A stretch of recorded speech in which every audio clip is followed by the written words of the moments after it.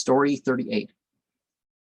A company of philosophers were discussing a subject in the palace of Kesra, and Bar Sekumahar, I don't know what the letters look like, so having remained silent, they asked him why he took no share in the debate. He replied, Viziers are like physicians, and the latter give medicine to the sick only.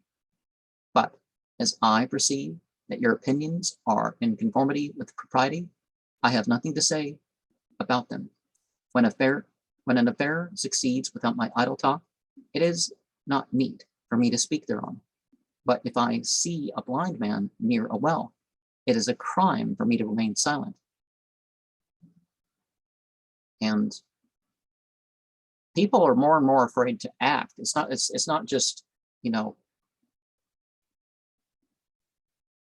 negligence of not caring. People care, and it's like, well, they're afraid of the consequences of warning people. Now, you can't tell people who the federal agents are infesting your house of worship or something like that, but you can warn people how to deal with the situation, because it's like, well, if you feel like you're being harassed or what, it's like, well, if they do this on the side of legality on that, so you have to warn people in a way so they don't fall into the entrapment. That's how to deal with things.